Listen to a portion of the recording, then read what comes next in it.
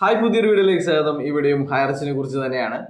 അപ്പോൾ എനിക്ക് കിട്ടിയ ഒരു കമൻറ്റിനുള്ള മറുപടിയാണ് ഈ ഒരു വീഡിയോ. അപ്പം ഞാൻ കഴിഞ്ഞ വീഡിയോയിൽ പറഞ്ഞിട്ടുണ്ടായിരുന്നു, ഈ ഒരു കമ്പനിയിൽ കാത്തിരിക്കുന്നതിനെക്കാട്ടെ നല്ലത് നിങ്ങൾക്ക് പണം ആവശ്യമുണ്ടെങ്കിൽ നിങ്ങൾ കേസ് കൊടുക്കുന്നതാണ്, അല്ലെങ്കിൽ ആ പണം ലീഡർമാർക്ക് അനുഭവിക്കാൻ എഴുതി കൊടുക്കുന്നതിന് തുല്യമാണ് എന്നുള്ളത്. അങ്ങനെയാണെങ്കിൽ ഇദ്ദേഹത്തിൻ്റെ ഒരു ചോദ്യം എന്ന് പറയുന്നത്, ഈ അക്കൗണ്ടുകളെല്ലാം തന്നെ ED അറ്റാച്ച് ചെയ്തിരിക്കുകയാണ്. അപ്പോൾ EDയുടെ കേസ് കഴിയാതെ ഇതിൽ നിന്ന് പൈസ റിലീസ് ചെയ്യാൻ സാധിക്കുമോ എന്നുള്ളതാണ്. അപ്പോൾ ED അറ്റാച്ച് ചെയ്യുന്നതിന് മുമ്പേ തന്നെ ബഡ്സ് ആക്ട് പ്രകാരം ബഡ്സിൻ്റെ competent authority Sanjay M Kaul ഈ അക്കൗണ്ടുകളൊക്കെ ഫ്രീസ് ചെയ്തതാണ്. ഈ ഫ്രീസ് ചെയ്തതാണ് ED വന്നിട്ട് വീണ്ടും ഫ്രീസ് ചെയ്തിരിക്കുന്നത് എന്നുള്ള കാര്യങ്ങൾ നിങ്ങൾക്ക് അറിയാവുന്നതാണ്.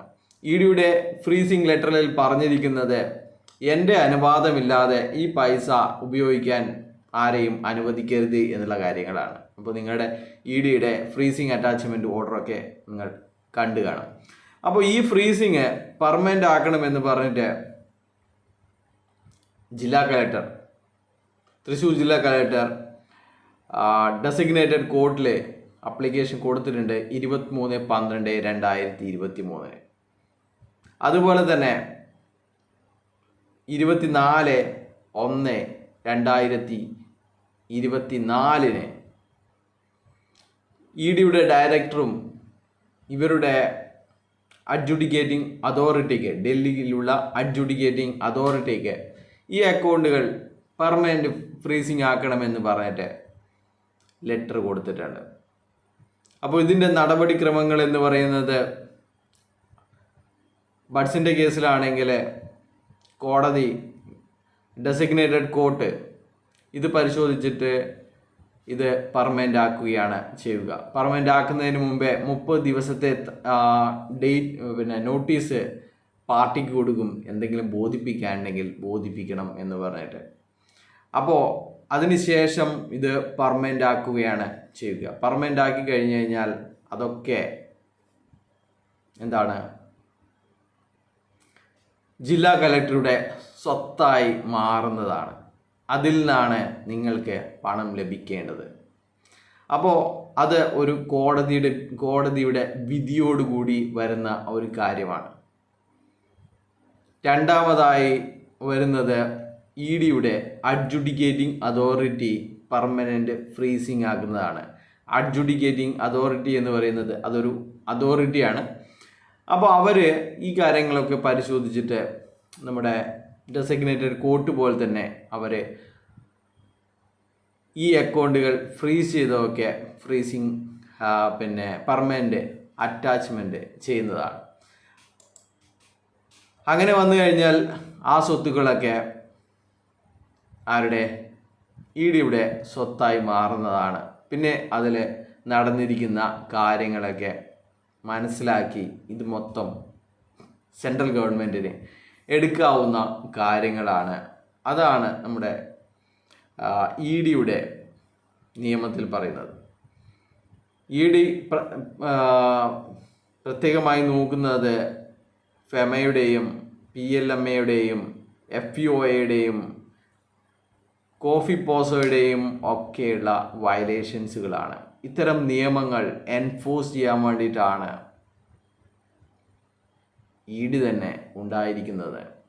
അപ്പോൾ ഈ കാര്യങ്ങളിലാണെങ്കിൽ നിങ്ങൾക്ക് പരാതി കൊടുത്ത് EDയിൽ നിന്ന് കാര്യങ്ങൾ ബോധിപ്പിച്ച് ഇതെൻ്റെ പൈസയാണ് എന്ന് പറഞ്ഞിട്ട് EDക്ക് തന്നെ റിലീസ് ചെയ്യാവുന്നതാണ്.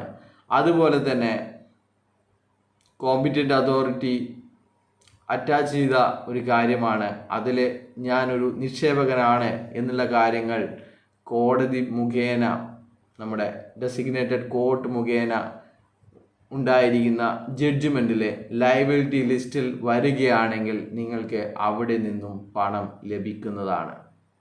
പിന്നെ ചില വിഡ്ഢികൾ സ്വപ്നം കാണുന്നത് പോലെ ഈ കമ്പനി തിരിച്ചു വന്നിട്ട്, ശരിക്കും പറഞ്ഞു കഴിഞ്ഞാൽ ഇവർക്ക് തീരെ ഒന്നുമില്ലേ ചോദിക്കേണ്ടി വരും. ഈ കമ്പനി തിരിച്ചു വന്നിട്ട് പേ ഔട്ട് കിട്ടി, പൂളിംഗും കിട്ടി, നമുക്ക് നമ്മൾ കൊടുത്ത പൈസയൊക്കെ തിരിച്ചെടുക്കാം എന്ന് വിചാരിക്കുന്നുണ്ടെങ്കിൽ അവരോടൊന്നും ഒന്നും പറയാനില്ല. അപ്പോൾ കുറച്ച് പേർ മാത്രമേ നിങ്ങൾ പിന്നെ ഇപ്പോൾ പരാതി കൊടുത്തിട്ടുള്ളൂ. 212 കോടി രൂപ നമ്മളറിയുന്ന പണം അവിടെയുണ്ട്. എന്തായാലും 212 കോടിയുടെ ലയബിലിറ്റി അല്ലെങ്കിൽ ആൾക്കാർ ആരും തന്നെ രംഗത്ത് വന്നില്ല. കൂടിപ്പോയി കഴിഞ്ഞാൽ 1 കോടിയുടെ ആൾക്കാർ മാത്രമേ ഇപ്പോൾ വിവിധ പോലീസ് സ്റ്റേഷനുകളിൽ പരാതിയായിട്ട് ചേർന്നിട്ടുള്ളൂ. അപ്പോൾ ED അന്വേഷിക്കുന്നത് ഇതിൽ കള്ളപ്പണമുണ്ടോ എന്നുള്ളതാണ്. നിങ്ങളുടെ പണമൊന്നും കള്ളപ്പണമില്ലെങ്കിൽ നിങ്ങൾക്ക് ധൈര്യമായി പോലീസ് സ്റ്റേഷനിൽ കംപ്ലൈൻറ്റ് കൊടുത്ത് അതിൻ്റെ കോപ്പി ജില്ലാ കലക്ടർക്കും EDക്കും അയച്ചു കൊടുക്കാവുന്നതാണ്. ഒരുപക്ഷെ നിങ്ങളെ ED തന്നെ നേരിട്ട് വിളിപ്പിക്കുന്നതാണ്. നിങ്ങൾ ഈ കൊടുത്തിരിക്കുന്ന കംപ്ലൈൻറ്റുകളിൽ സത്യസന്ധമാണോ, അല്ലെങ്കിൽ നിങ്ങൾക്കിതിന് മതിയായ രേഖകളുണ്ടോ എന്നുള്ള കാര്യങ്ങൾ ED തന്നെ പരിശോധിക്കുന്നതാണ്. അങ്ങനെയാണെങ്കിൽ നിങ്ങൾക്ക് ഈസി ആയിട്ട് നിങ്ങളുടെ പണം ഈ ബാങ്കുകളിൽ നിന്ന് ലഭിക്കാനുള്ള എല്ലാ കാര്യങ്ങളും ഉണ്ട്. അല്ലെങ്കിൽ നിങ്ങൾക്ക് വലിയ തുകയാണെങ്കിൽ 10 ലക്ഷവും 20 ലക്ഷവും 50 ലക്ഷവും ഒക്കെ ആണെങ്കിൽ നിങ്ങൾക്ക് നിങ്ങളുടെ റിട്ടയർമെൻറ്റ് പൈസയാണിതെങ്കിൽ, അല്ലെങ്കിൽ നിങ്ങൾ ഏതെങ്കിലും സ്ഥലം വിറ്റ പൈസയാണെങ്കിൽ, അങ്ങനെയുള്ള പണങ്ങളാണെങ്കിൽ നിങ്ങൾക്ക് ഈ ഒരു അറ്റാച്ച്മെൻറ്റ് പെർമനൻ്റ് അറ്റാച്ച്മെൻറ്റ് ആയിക്കഴിഞ്ഞാൽ ആ കോടതിയുടെ നടപടികൾ അവിടെ തീരുകയാണ്. അതിനുശേഷം നിങ്ങൾക്ക് ഹൈക്കോടതിയിൽ പോകാവുന്നതാണ്. അങ്ങനെ പോയി കഴിഞ്ഞാൽ ഹൈക്കോടതിയുടെ ഉത്തരവുണ്ടെങ്കിൽ ഈ പണങ്ങളൊക്കെ ഇനി പടച്ച തമ്പുരാനൊക്കെ എടുത്താണെങ്കിലും നിങ്ങൾക്ക് റിലീസ് ചെയ്ത് കിട്ടും എന്നുള്ളതാണ്. അപ്പോൾ ED അറ്റാച്ച് ചെയ്ത് കഴിഞ്ഞാലും അല്ലെങ്കിൽ ജില്ലാ കലക്ടർ അറ്റാച്ച് ചെയ്താണെങ്കിലും ഹൈക്കോടതിയുടെ ഉത്തരവുണ്ടെങ്കിൽ അതും ലഭിക്കുന്നതാണ്. അല്ലാതെ പക്ഷം നിങ്ങൾ ഒക്കെ വിചാരിക്കുന്നത് പോലെ ഈ കമ്പനി തിരിച്ചു വന്നിട്ട് നിങ്ങൾക്ക് പണം കിട്ടുമെന്ന് പറയുന്നുണ്ടെങ്കിൽ കള്ള ലീഡർമാർ നിങ്ങളെ വഞ്ചിക്കുകയാണ് എന്നാണ് പറയാനുള്ളത്. അപ്പോൾ ഈ കമ്പനി തിരിച്ചു വരുമെന്ന് ശ്രീനിയോ പ്രതാപനോ പോലും വിചാരിക്കുന്നുണ്ടാവില്ല. ഇവരുടെ കൂടെ നടന്നവർ ആരും തന്നെ വിചാരിക്കുന്നുണ്ടാവില്ല. അങ്ങനെയാണെങ്കിൽ ഇവർ ഗ്യാരണ്ടി തരട്ടെ, ഈ കമ്പനി തിരിച്ചു വരുമെന്ന് രേഖാമൂലം ഉറപ്പ് നൽകട്ടെ. ഇവർ കേസുകൾ ഇല്ലാതാക്കുന്നത് അവരുടെ സ്വയം രക്ഷയ്ക്കാണ്. അവർക്കെതിരെ കേസ് വന്നു കഴിഞ്ഞാൽ അവരുടെ പ്രോപ്പർട്ടികൾ അറ്റാച്ച് ചെയ്യുമെന്നുള്ള ഭയത്താലാണ് അവർ കേസുകൾ ഇല്ലാതാക്കുന്നത്. ഇവർ വാട്സപ്പ് ഗ്രൂപ്പുകളിൽ ഹൈറിച്ച് ജെനുവിൻ എന്ന് പറയുന്ന വാട്സപ്പ് ഗ്രൂപ്പുകളിൽ ഒളിച്ചിരിക്കുന്നത് എനിക്കെതിരെ ആരെങ്കിലും പരാതി കൊടുക്കുന്നുണ്ടോ, എനിക്കെതിരെ ആരെങ്കിലും സംസാരിക്കുന്നുണ്ടോ എന്നറിയാൻ വേണ്ടിയിട്ടാണ്. അപ്പോൾ ഇതൊക്കെയാണ് കാര്യങ്ങളെന്ന് മനസ്സിലാക്കുക എന്ന് മാത്രമേ പറയാനുള്ളൂ. ബൈ.